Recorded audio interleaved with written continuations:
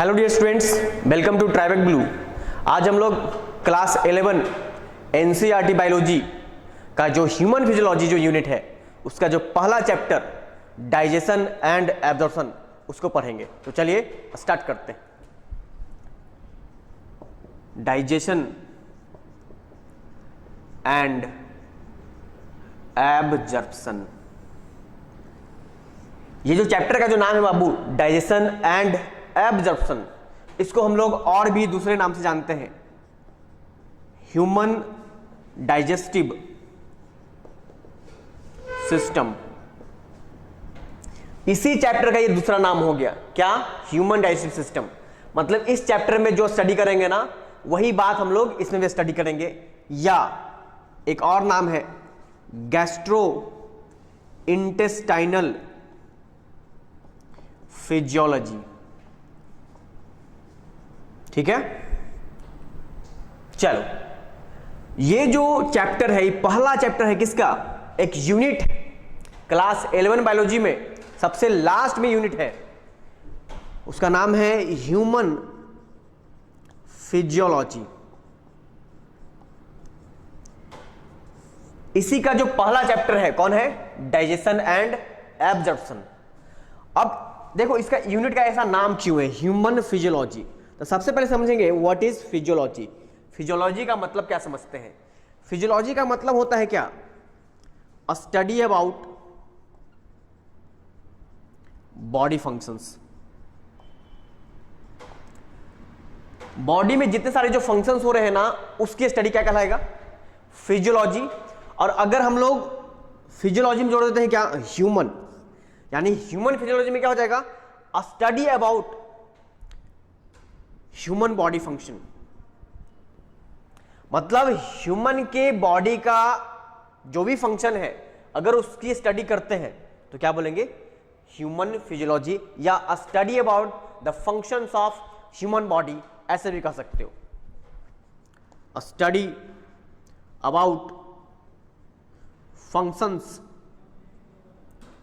Of human body. ठीक है, तो ह्यूमन बॉडी का जो फंक्शन है उसमें डाइजेशन भी आता है, एब्जॉर्प्शन भी आता है, एक्सक्रीशन भी आता है, ब्लड सर्कुलेशन भी आता है, तो बहुत सारे, रेस्पिरेशन भी आता है। इन सब का स्टडी किसके अंतर्गत करेंगे हम लोग? ह्यूमन फिजियोलॉजी के अंतर्गत करेंगे। ठीक है, तो चलिए हम लोग एक एक करके जितना भी बॉडी फंक्शन है उसकी स्टडी करेंगे। ठीक है, तो सबसे पहले आज जो हम लोग स्टडी करने वाले हैं, डाइजेशन क्या होता है।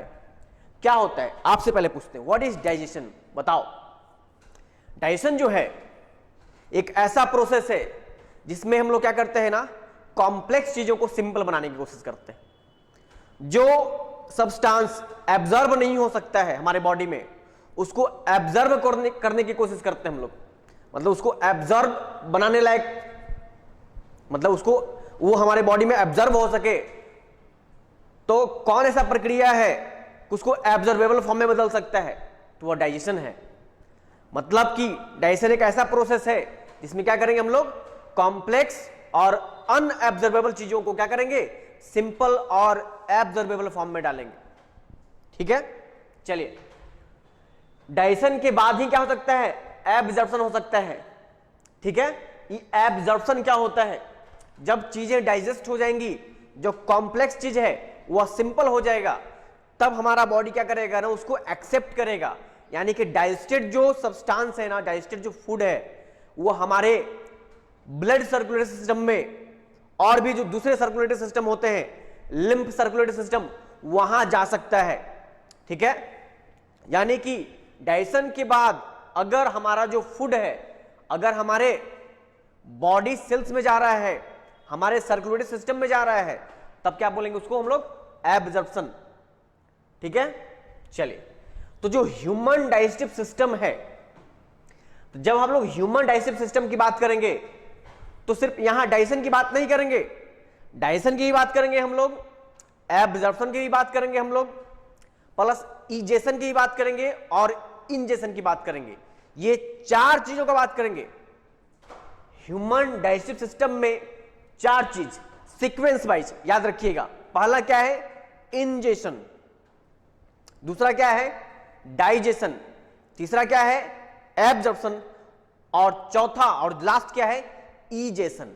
देखो एक शामिल नहीं कर रहे एसिमुलेशन, तो एसिमुलेशन हमारे ह्यूमन डाइजेस्टिव सिस्टम का काम नहीं होता है।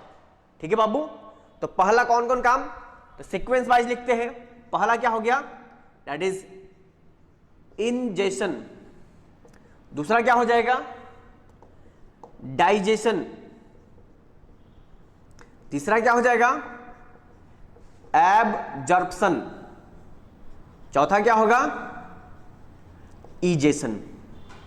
एसिमुलेशन को शामिल नहीं करना है। Assimilation is not function of what human digestive system. Assimilation को कट कर दे रहे हैं। एसिमुलेशन हमारे डाइजेस्टिव सिस्टम का ये वर्क नहीं होता है, ये सारे वर्क होते हैं।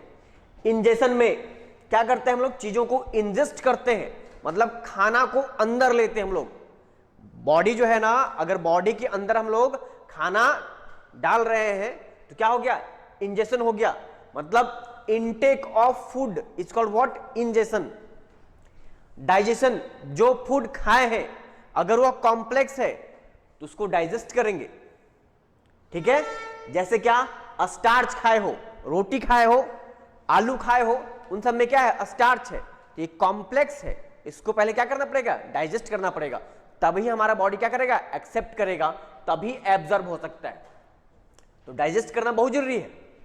फिर एब्जॉर्प्शन, मतलब जो फूड डाइजेस्ट हो चुका है, यानी कि मान लो कि रोटी खाए और रोटी में जो स्टार्च है, यानी कि रोटी अगर डाइजेस्ट हुआ है तो उससे तुमको क्या मिलना चाहिए, तो उससे तुमको मिलना चाहिए ग्लूकोज। ठीक है, तो ग्लूकोज जो है ना ये डाइजेस्टेड फूड हो गया, मतलब रोटी अगर डाइजेस्ट हुआ है तुम्हारे बॉडी में क्या जाएगा ग्लूकोज जाएगा। ठीक है, चलिए, तो एब्जॉर्प्शन में क्या हो गया डाइजेस्टेड फूड का जाना, कहां जाना, तो हमारे सर्कुलेटरी सिस्टम में जाना, एब्जॉर्प्शन हो गया। इजेशन, जो फूड कुछ ऐसा ही फूड होता है जो हम लोग खाते हैं, जाने अनजाने में खा लेते हैं, लेकिन वो डाइजेस्ट नहीं होता है, तो जो डाइजेस्ट नहीं हो पाएगा, तो बताओ जो डाइजेस्ट नहीं होगा वो एब्जॉर्ब नहीं होगा। ठीक है, तो क्या होगा ना उसको हम लोग शरीर से बाहर कर देंगे। तो हमारी जो बॉडी है ना उसको क्या करता है अनडाइजेस्टेड फूड को फेसेज के फॉर्म में, मल के फॉर्म में बाहर कर देता है। ठीक है, तो egestion is what removal of undigested food materials in the form of what faces और फीकल मैटर। ठीक है, जैसे तुम जाने अनजाने में क्या खा लेते हो, जैसे मान लो तुम साग सब्जी खाते हो, उन सब में क्या है सेलुलोज है, भर भर कर सेलुलोज है। तो ये जो सेलुलोज होता है ना, सेलुलोज को हम लोग डाइजेस्ट कर सकते हैं क्या, नहीं, cellulose can not be digested by human being. Cellulose को जो ह्यूमन है ना डाइजेस्ट नहीं कर सकता है, it can only be digested by what ruminant animal. जो जुगाली करने वाले जानवर है ना, जो पागुर करने वाले जानवर हैं, जैसे कि गाय है, भैंस है, बकरी है, ये सब क्या करते हैं ना, ये सब जुगाली करते हैं, र्यूमिनेशन करते हैं। तो इन सब के पास क्या होता है ना, सेलुलोज को डाइजेस्ट करने के लिए कुछ एंजाइम होता है, उस एंजाइम का नाम है सेलुलेज। ठीक है, तो सेलुलेज जो है ना उसके द्वारा सेलुलोज को डाइजेस्ट करेंगे, कौन लोग करेंगे रुमिनेंट एनिमल, जैसे काऊ है, बफेलो है, गोट है। लेकिन हम लोग के पास सेलुलेज एंजाइम है ही नहीं, तो हम लोग सेलुलोज कैसे डाइजेस्ट कर पाएंगे, नहीं कर पाएंगे। ठीक है, तो जो रुमिनेंट एनिमल है, जो जुगाली करते हैं, अभी कैसे पहचानेंगे कि जुगाली करने वाले जानवर कौन है, तो आप देखिएगा जो गाय भैंस या जो बकरी होती है ना, जब ये खा रही होती है, जब ये चारा चर रही होती है, घास खा रही होती है, तो घास को चबा नहीं रही होती है, ये सीधे क्या कर रही होती है निगल रही होती है। ठीक है, तो बॉडी के अंदर ये निगल ली, उसके बाद आराम से, ठीक है, उस जो निगला हुआ जो फूड है, जो अस्वैलोड फूड है, उसको बाहर निकालेगी और मुंह में चबाते रहेगी। तो आप देखिएगा जो गाय भैंस है ना वो क्या करते हैं ना, आराम से बैठ के और आपको देखकर क्या करते हैं ना, जुगाली करती है। तो ये जुगाली हुआ, this is called what rumination, मतलब कि खाना खाते समय चबाए नहीं, निगल लिए, उसके बाद खाना को बाहर निकाले, मतलब मुंह में ही रखे, तब चबाना स्टार्ट किए, this is called what rumination, और हिंदी में जुगाली, या आपके क्षेत्रीय भाषा में क्या कह सकते हैं पागुर, हम तो पागुर ही जानते हैं, और भी क्षेत्रीय भाषा होता होगा, उसमें कुछ और भी कहते होंगे। चलिए, यही है बाबू, मतलब ह्यूमन डाइजेस्टिव सिस्टम का ये सारा काम है। ठीक है, चलो तो चलते हैं हम लोग सबसे पहले डाइजेशन की तरफ। इसको बढ़िया से समझने की कोशिश करते हैं। अगर ये समझ गए ना तो समझ लो ह्यूमन डाइजेस्टिव सिस्टम में आगे जो भी पढ़ोगे सब कुछ समझ में आने वाला है। ठीक है, तो चलिए हम लोग आगे बढ़ते हैं। कुछ नोट करना है तो नोट कर सकते हो, जल्दी से नोट करो।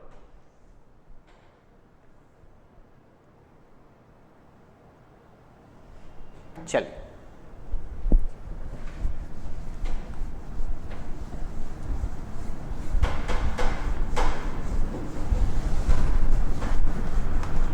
देखो डाइजेशन, डाइजेशन क्या हो रहा है, जो कॉम्प्लेक्स फूड है प्लस क्या इनडिफ्यूजिबल भी है या अनएब्जॉर्बेबल है, इनको क्या करना है, कन्वर्ट करना है, कन्वर्ट इनटू, किसमें कन्वर्ट करना है बाबू, तो सिंपल फूड में और प्लस डिफ्यूजिबल और एब्जॉर्बेबल फॉर्म में। ठीक है, तो कहीं भी डाइजेशन हो रहा है, अगर वो कॉम्प्लेक्स को सिंपल नहीं कर पा रहा है तो डाइजेशन नहीं हुआ कंप्लीट। ठीक है, चलिए, इनडिफ्यूजिबल है मतलब मान लो यहां पर एक सेल है, सेल है यहां पर। ठीक है, अब ये जो सेल है इसको थोड़ा जूम करना बाबू, इसको मान लो ये सेल है, और सेल का ये क्या है, साइटोप्लाज्म है। ठीक है, और यहां कोई फूड है, फूड ये सेल चाह रहा है लेने के लिए, लेकिन क्या हो रहा है, डिफ्यूज नहीं हो रहा है। क्यों नहीं हो रहा है, क्योंकि इसको अभी सिंपल नहीं बनाया गया है या इतना छोटा नहीं किया गया है कि इसके अंदर ये जा सके। तो अभी क्या हो गया, इनडिफ्यूजिबल या अनएब्जॉर्बेबल है। अब इसी फूड को चेंज कर दिए हम लोग, कुछ ऐसा कर दिए इस फूड को, अब जो है ना यही सेल जो है ना इसको आराम से ले पाएगा। ठीक है, यानी कि फूड को छोटा भी करना है और फूड के कुछ प्रॉपर्टी में चेंजेस भी लाने हैं, तब जाकर हमारा जो बॉडी है ना उसको एक्सेप्ट कर पाएगा। समझे, मान लो कि तुम होटल में गए, ठीक है, और होटल में गए और खाना वगैरह ऑर्डर किए, खाना नॉर्मल खाना, मान लो कि बोले कि हमको दाल दे दीजिए, भात दे दीजिए, सब्जी दे दीजिए, चपाती दे दीजिए। ठीक है, उसकी जगह पे जो होटल वाला है ना तुम्हें क्या लाके दे दिया, आटा लाके दे दिया, बिना पका हुआ चावल लाके दे दिया, बिना पका हुआ दाल लाके दे दिया। तुम बताओ उसको खाओगे, तुम बोलोगे क्या, ये क्या लाके दे दियो भाई, हम तो मांगे तुम क्या कि भात दो, दाल दो, चपाती दो, मतलब ऐसा खाना दो कि हम उसको खा सके। यही तुम्हारा सेल बोलता है कि हमको ऐसा खाना चाहिए जो क्या हो सके, हमारे बॉडी से पास कर सके, हमारे सेल मेम्ब्रेन से पास कर सके, मतलब हम जिसको एक्सेप्ट कर सके। ठीक है, तो जब तक ये नहीं होगा तब तक समझोगे क्या कि ये सिंपल नहीं है। ठीक है, अगर तुमको आटा दे देगा, ठीक है, अब वो आटा खाओगे नहीं ना, उसको क्या करना पड़ेगा, उसको रोटी देता ना तब तुम खाते। तो वही बात है, हमारा बॉडी भी क्या चाहता है कि पहले सिंपल कीजिए तब इसको आपके पूरे बॉडी में फैलाएंगे, अदरवाइज हम एक्सेप्ट नहीं करेंगे। ठीक है, तो डाइजेशन का मेन थीम यही है कि कॉम्प्लेक्स फूड चाहे इनडिफ्यूजिबल फूड को क्या करना है, सिंपल बनाना है या डिफ्यूजिबल या एब्जॉर्बेबल फॉर्म में बनाना है। एक और बहुत ही इंपॉर्टेंट डेफिनेशन किसका, डाइजेशन का, बहुत ध्यान देना, इसमें स्टार लगा रहे हैं। स्टार लगाने का कुछ कारण होगा, कहीं ना कहीं ये जो डाइजेशन का जो डेफिनेशन होगा ये आपके बहुत काम आएगा। ठीक है, अभी तक जो आप डेफिनेशन पढ़ते आए हैं, ठीक है, उससे कुछ ना कुछ ये अलग होगा। क्या होगा, डाइजेशन जो है ना एक हाइड्रोलिटिक प्रोसेस, डाइजेशन क्या है, एक तरह का हाइड्रोलिटिक प्रोसेस। अब ये हाइड्रोलिटिक प्रोसेस क्या होता है, व्हाट इज हाइड्रोलिटिक। देखो हाइड्रोलिटिक जो है ना, ये जो वर्ड है कहां से डिराइव हुआ है, हाइड्रोलिसिस से। अब ये हाइड्रोलिसिस समझोगे तब तो समझ पाओगे कि व्हाट इज हाइड्रोलिटिक। तो हाइड्रोलाइसिस का मतलब ये होता है कि किसी कंपाउंड को तोड़ना by the addition of what, water. मतलब वाटर लगाकर अगर किसी कंपाउंड को तुम तोड़ रहे हो, उस प्रोसेस को क्या बोलेंगे हम लोग, हाइड्रोलाइसिस कहेंगे। तो डाइजेशन में होगा क्या ना, जहां भी डाइजेशन हो रहा है, जिस चीज का भी डाइजेशन होगा वहां हाइड्रोलिसिस होगा। ठीक है, यानी कि hydrolysis is a process of breakdown of compound by the addition of what, water. किसी कंपाउंड को अगर तोड़ना है और उसमें अगर वाटर लगाकर तोड़ दिए ना, तो क्या हो जाएगा, वो हाइड्रोलिसिस। और डाइजेशन एक तरह क्या है, हाइड्रोलिटिक प्रोसेस है। मतलब इसमें हाइड्रोलिसिस होगा कि नहीं होगा, तो हाइड्रोलिसिस होगा। अब देखो कैसे हाइड्रोलिसिस होता है। हमारे बॉडी में जितने सारे जो एंजाइम्स हैं जो डाइजेशन में रोल प्ले करते हैं, ये सब के सब कैसे एंजाइम है, they all are hydrolytic enzymes. They all are called what, hydrolases. क्यों बोलते हैं ऐसा, हाइड्रोलेजेस या हाइड्रोलिटिक एंजाइम, क्योंकि इन सब को क्या चाहिए, वाटर चाहिए। एक्शन करने के लिए क्या चाहिए, वाटर चाहिए। इन सब को हाइड्रोलिसिस से गुजारना पड़ेगा। मतलब बिना हाइड्रोलिसिस के, ठीक है, हमारा जो फूड है डाइजेस्ट नहीं हो सकता है। ठीक है, चलिए बात करते हैं, समझते हैं व्हाट इज हाइड्रोलिसिस।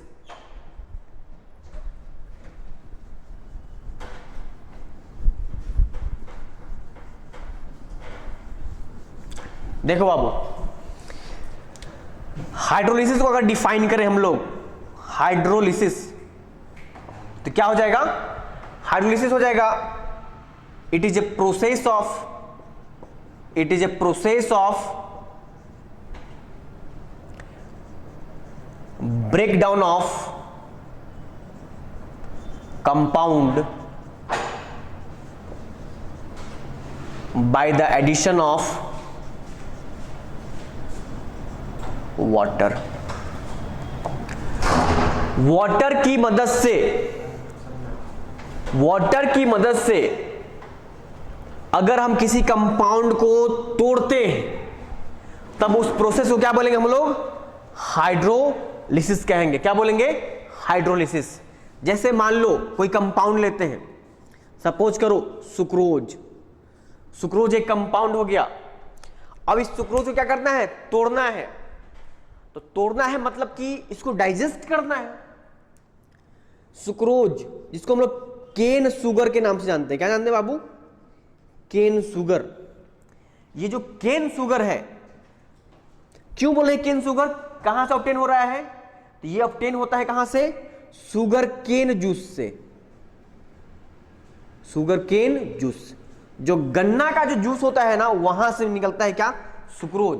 जो हम लोग खाने में प्रयोग करते हैं, क्या, जो चीनी जो खाने में प्रयोग करते हैं, वह चीनी में क्या होता है, सुक्रोज होता है।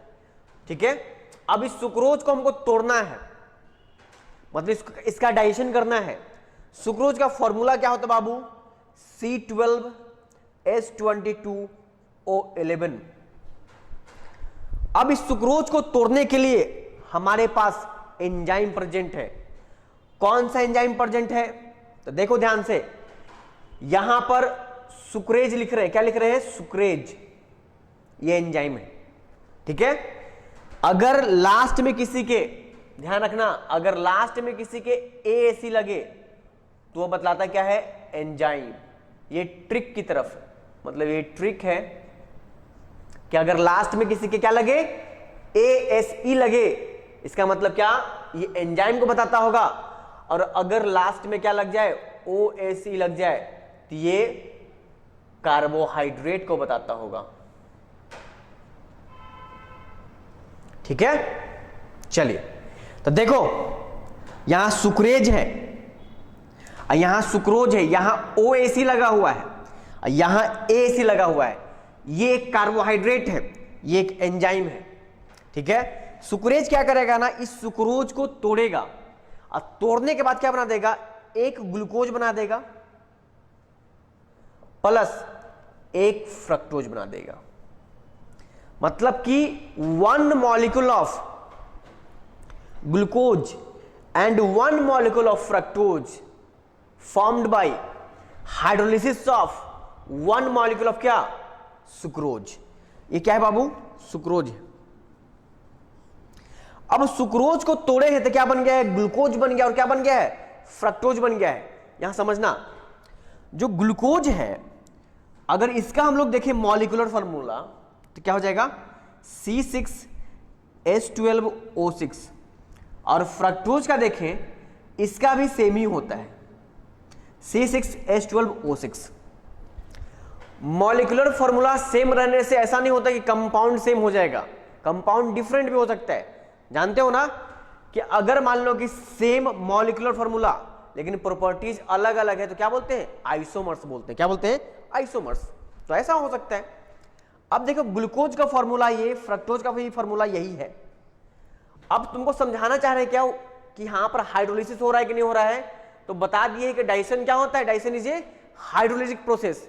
तो कहीं भी डाइजेशन हो रहा है वो सब का सब क्या है, हाइड्रोलिसिस है, वहां हाइड्रोलिटिक प्रोसेस ही हो रहा है। ठीक है, तो अब देखो जब इसको तोड़े तो ये बना, दोनों साइड में इक्वल करते हैं कार्बन का नंबर। कार्बन का नंबर कितना है, इधर 12 है, हाइड्रोजन कितना है 22 है, ऑक्सीजन कितना है 11, इधर कितना है कार्बन 6, यहां भी 6, कितना 12, हाइड्रोजन कितना है 24 है, ऑक्सीजन कितना है 12 है। देखो कार्बन तो इक्वल हो गया लेकिन हाइड्रोजन और ऑक्सीजन इक्वल है नहीं है।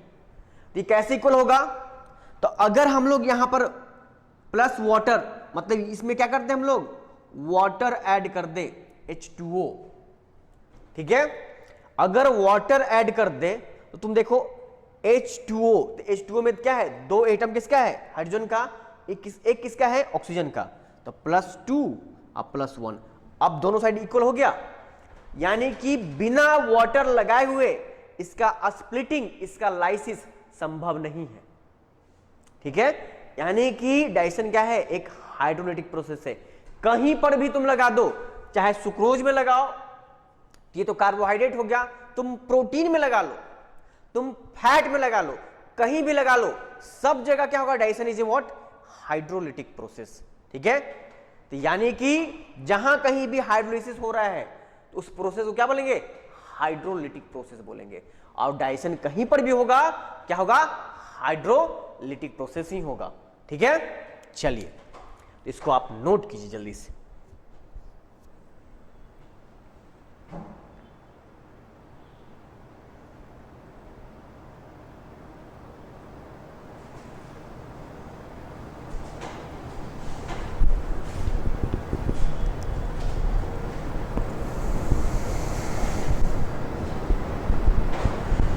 चलो, तो डाइजेशन के बारे में हम लोग जान चुके हैं क्या कि डाइजेशन क्या क्या है। डाइजेशन में क्या करते हैं हम लोग, अब बताओ जल्दी से, समराइज करो जल्दी से इसको कि डाइजेशन में क्या हो रहा है बाबू। डाइजेशन में 2-3 बातें हो रही हैं जो काफी इंपॉर्टेंट है, इतने समझाने के पीछे कारण है।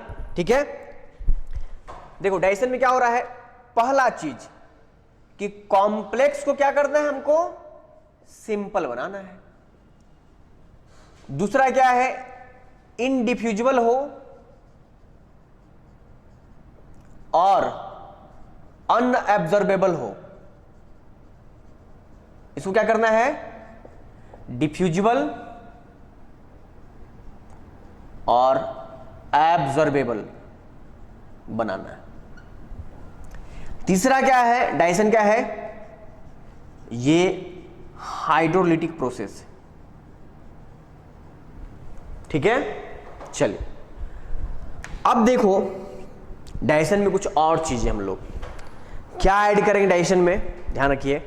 ये जो डाइजेशन है हमारे बॉडी में अगर हो रहा है तो कहां हो रहा है, हमारे बॉडी में अगर डाइजेशन हो रहा है तो ये कहां हो रहा है। तो आपके दिमाग में क्वेश्चन आ ही रहा होगा, तो आपको बता दें जो डाइजेशन है, digestion takes place in alimentary canal.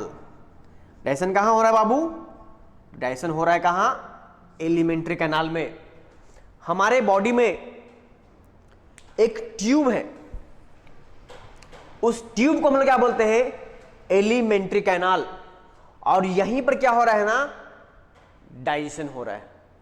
ठीक है, मतलब कि देखो ये एक ट्यूब है, ये एक ट्यूब हो गया,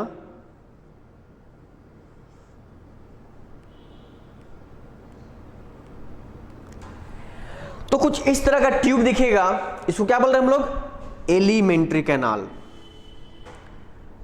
अब इसका जो नाम है एलिमेंट्री कैनाल, क्यों ऐसा है? तो एलिमेंट्री का मतलब होता है वह कोई भी जो नरिशमेंट प्रोवाइड करे। क्या प्रोवाइड करे? नरिशमेंट। ठीक है, ऐसा कैनाल जो नरिशमेंट प्रोवाइड करता हो, न्यूट्रिशन प्रोवाइड करता हो, उस कैनाल को क्या बोलते हैं हम लोग? Alimentary canal. तो बताओ, अगर तुम्हारे बॉडी में डाइजेशन नहीं होगा तो जो चीजें हैं, जो न्यूट्रिएंट्स है, आपके डिफरेंट सेल्स में नहीं पहुंचेंगे, तो आपको न्यूट्रिशन मिलेगा क्या? नहीं मिलेगा। सोचो, अगर किसी का पेट खराब है, तो अगर पेट खराब रहेगा तो पेट खराब होने का मतलब कि हमारा जो स्टमक है वहां डाइजेशन नहीं हो रहा है। अगर डाइजेशन नहीं होगा वहां पर तो चीजें एब्जॉर्ब नहीं होंगी, और चीजें एब्जॉर्ब नहीं होंगी तो उन चीजों का क्या होगा? सही से यूज नहीं होगा, और यूज जब नहीं होगा तो तुम्हारे सेल्स को एनर्जी नहीं मिलेगा, तुम्हारे सेल्स को जो न्यूट्रिएंट्स मिलने चाहिए थे वह न्यूट्रिएंट्स नहीं मिलेंगे। ठीक है, तो कहीं ना कहीं किसी चीज का डेफिशिएंसी होना स्टार्ट हो जाएगा, तो नरिशमेंट प्रॉपर नहीं होगा। तो एलिमेंट्री कैनाल का काम क्या है? Proper nourishment. ये नरिशमेंट का जो मेन माध्यम क्या है? डाइजेशन। ठीक है, बोलते हैं ना कि अगर आपका डाइजेशन ठीक है तो लगभग सारे रोग, ठीक है, आपके खत्म हो जाएंगे। मतलब जो रोग होने का जो कारण है ना, बहुत सारी बीमारियों का जो कारण है, वो आपका डाइजेशन सिस्टम का ठीक नहीं होना, ये बहुत सारे रोगों का कारण है। ठीक है, खासकर न्यूट्रिशनल डेफिशिएंसीज अगर हो रहे हैं ना बॉडी में, तो उसका एक कारण क्या है? डाइजेशन भी है। ठीक है, तो डाइजेशन को बाबू क्या करना है? सही रखना है। अब आते हैं हम लोग क्या, ये जो एलिमेंट्री कैनाल है, तो एलिमेंट्री कैनाल ये ट्यूब लाइक होता है। ठीक है, और ये कहां से कहां तक होता है, इसका लंबाई कितना होता है, इसकी बात कर लेते हैं। चलिए इसको कुछ नोट कीजिए और तुरंत हम लोग आगे बढ़ते हैं। What is alimentary canal? ठीक है, length of alimentary canal, purpose of what? Alimentary canal, या function of what? Alimentary canal. सारे चीजों को हम लोग स्टडी करने वाले हैं। ठीक है, चलो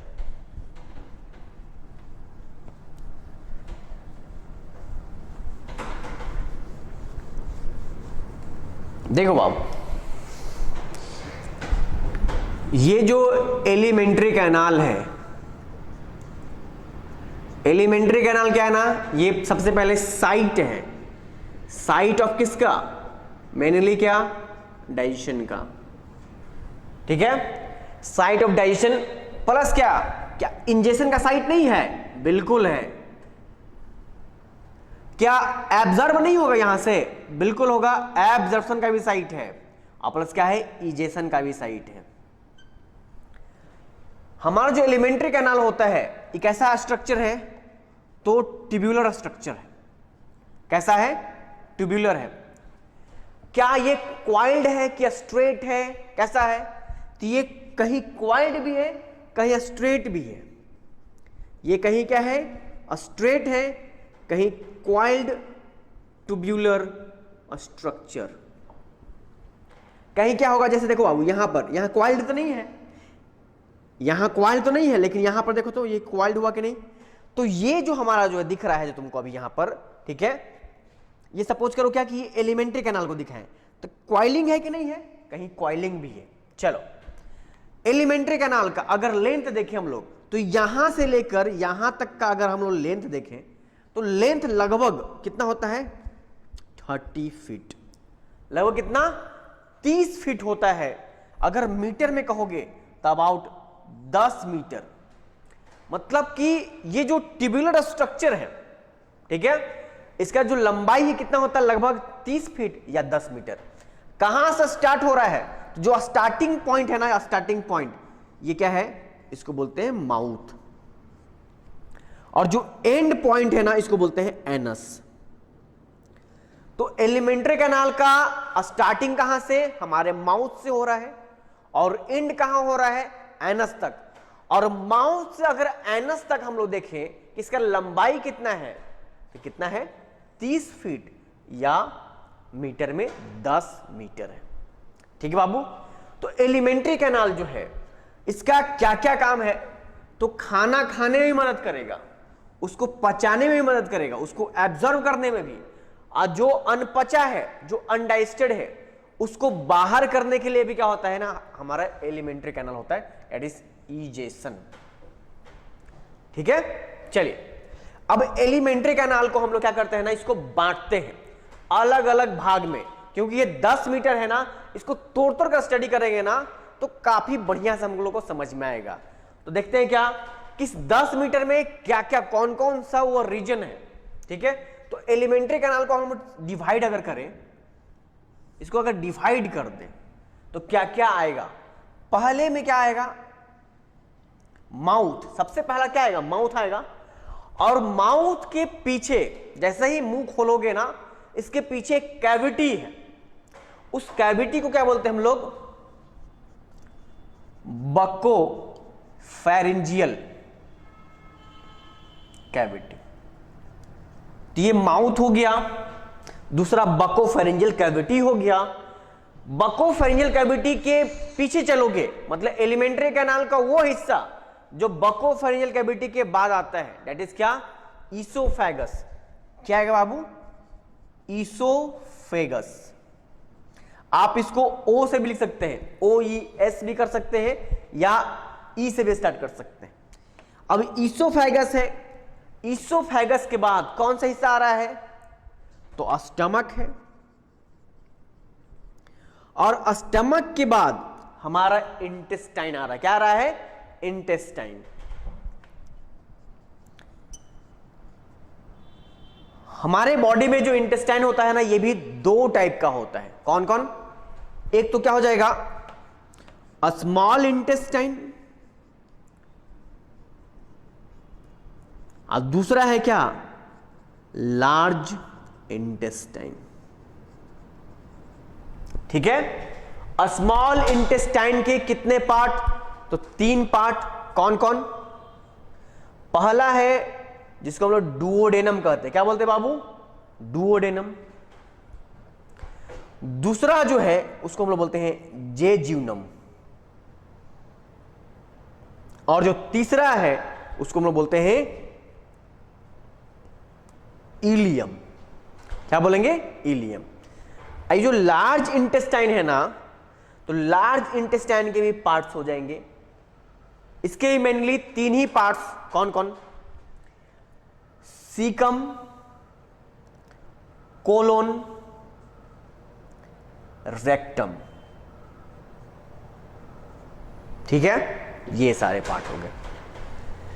और रेक्टम आगे चलकर किस में खुल जाएगा, एनाल कैनाल में। और एनाल कैनाल सबसे बाहर की तरफ क्या कहलाएगा, या बाहर की तरफ जब खुलेगा तो क्या बोलेंगे उसको हम लोग, एनस बोलेंगे। क्या बोलेंगे, एनस। यानी कि माउथ, फिर उसके बाद एक कैविटी है बको फेरिंजियल कैविटी, मतलब उसमें ओरल कैविटी भी आ रहा, मतलब बकल कैविटी, प्लस क्या, फेरिंजियल कैविटी, मतलब फेरिंग्स भी आ गया। उसके बाद ईसोफेगस पे चले गए, मतलब जिसको हम लोग फूड पाइप कहते हैं। उसके बाद कहां चले गए, स्टमक पे। स्टमक के बाद कहां चले गए हम लोग, इंटेस्टाइन। और इंटेस्टाइन 2 टाइप का, तो एक स्मॉल इंटेस्टाइन है, क्या है, लार्ज इंटेस्टाइन। अब स्मॉल में क्या, वो 3, डुओडेनम, जेजुनम, इलियम। और लार्ज में भी क्या, मेनली 3, सीकम, कोलन, इनका रेक्टम। रेक्टम आगे चलकर किसमें खुलेगा, एनाल कैनाल। और एनाल कैनाल जो बाहर की तरफ आएगा ना, क्या बोलेंगे उसको हम लोग, एनस बोलेंगे।